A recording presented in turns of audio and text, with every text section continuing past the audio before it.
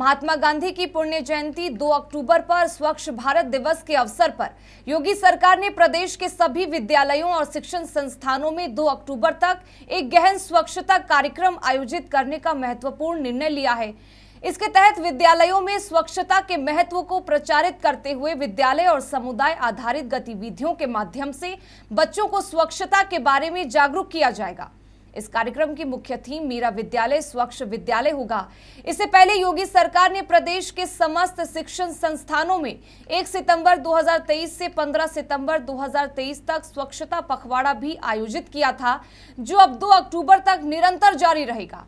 बता दें कि स्वच्छता के प्रति संवेदनशीलता को एक जन आंदोलन का रूप प्रदान करने के उद्देश्य से प्रत्येक वर्ष महात्मा गांधी की पुण्य जयंती 2 अक्टूबर को स्वच्छ भारत दिवस के रूप में आयोजित किया जाता रहा है। इसी क्रम में आवासन और शहरी कार्य मंत्रालय और पेयजल और स्वच्छता विभाग, भारत सरकार और स्वच्छ भारत मिशन द्वारा संयुक्त रूप से स्वच्छता ही सेवा कार्यक्रम का आयोजन किया जा रहा है। इसके अंतर्गत सार्वजनिक स्थलों पर स्वच्छता की संकल्पना को और अधिक बल प्रदान करने के उद्देश्य से प्रस्तावित कार्यक्रम स्वच्छता ही सेवा की मुख्य थीम कचरा मुक्त भारत निर्धारित किया गया। खबर आगरा से है, जहां जिला पंचायत सदस्य और पिड़ौरा इंस्पेक्टर के बीच हुई बातचीत का एक धमकी भरा ऑडियो सोशल मीडिया पर जमकर वायरल हो रहा है। वायरल हो रहे इस ऑडियो में इंस्पेक्टर सत्यप्रकाश को ये कहते हुए साफ सुना जा सकता है कि कई वादियों को जेल भेज चुके हैं, कोई कुछ नहीं उखाड़ पाया। हत्या के दर्ज मुकदमे को गवाहों के बयान पर स्पंज किया। इसी मामले को लेकर दोनों के बीच बातचीत हुई, साथ ही इंस्पेक्टर वादियों को 420 में जेल भेजने की धमकी भी दे रहे हैं। इंस्पेक्टर ने ऑडियो में कहा है कि उनके पास हर चीज का तोड़ है। बता दें कि थाना इंस्पेक्टर द्वारा उच्च अधिकारियों को लेकर भी बातचीत की गई है। इतना ही नहीं, गाली गलौज और अभद्र भाषा का भी प्रयोग करते हुए उन्हें सुना जा सकता है। वहीं एसीपी को 1000 रुपए किलो का मुर्गा खिलाने और महंगी शराब पिलाने की भी बात कही गई है। वहीं सोशल मीडिया पर अब ये वीडियो तेजी से वायरल हो रहा है, जिससे हड़कंप मच गया है। ये पूरा मामला थाना पिड़ौरा क्षेत्र का बताया जा रहा है। मैंने कई वादी जेल भेज दी है। नहीं यूँ कह कोई बात नहीं उखाड़ पाया। नहीं यूँ कह रहा हूँ 182 बची जाएगी कि नहीं जाएगी? इससे कुछ नहीं हो रहा है, 182 से बच जाएगी। हम बता देंगे इसका भी तोड़, हम तो हर चीज का तोड़ है। हाँ।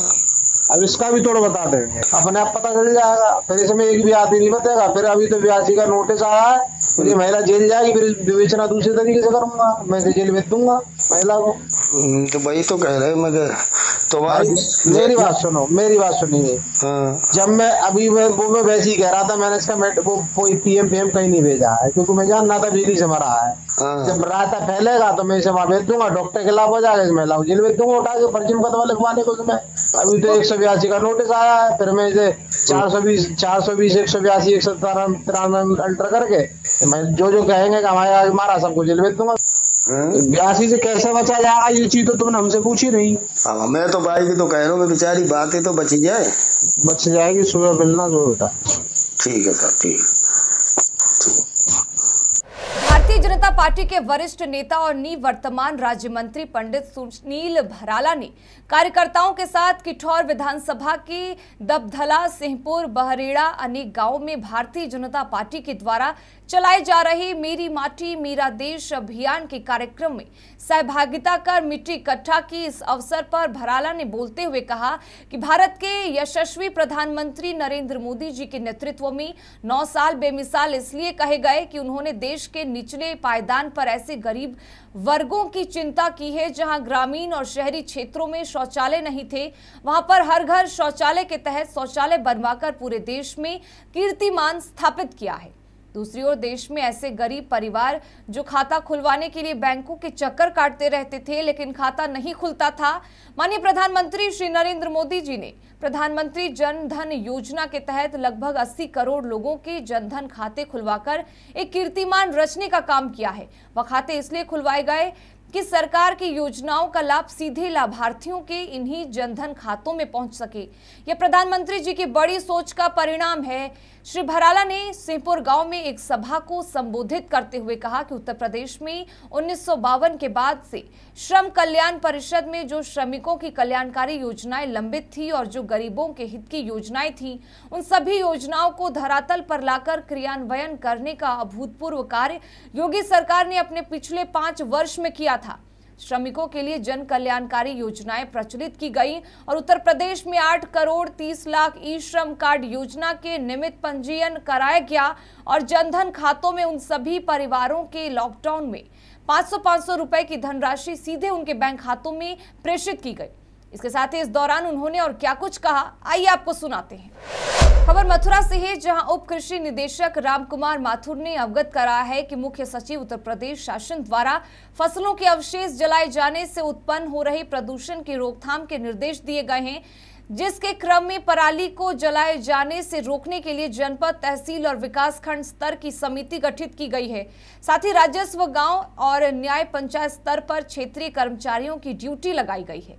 राष्ट्रीय हरित न्यायाधिकरण अधिनियम की धारा 24 और 26 के अंतर्गत खेत में फसल अवशेष जलाया जाना एक दंडनीय अपराध है।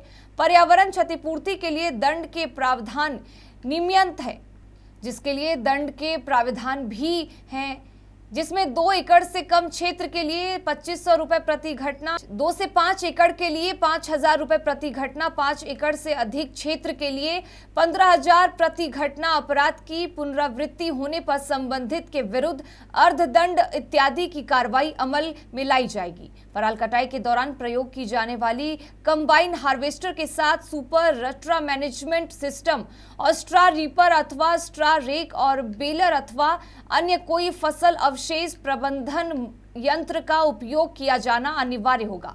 यदि कोई भी combine harvester, super straw management system अथवा स्ट्रा रीपर अथवा स्ट्रा रेक और बेलर या अन्य फसल अवशेष प्रबंधन यंत्रों के बगैर चलते हुए पाई जाए तो उसको तत्काल सीज करते हुए कंबाइन मालिक के स्वयं के खर्चे पर सुपर स्ट्रा मैनेजमेंट सिस्टम लगवाकर ही छोड़ा जाए।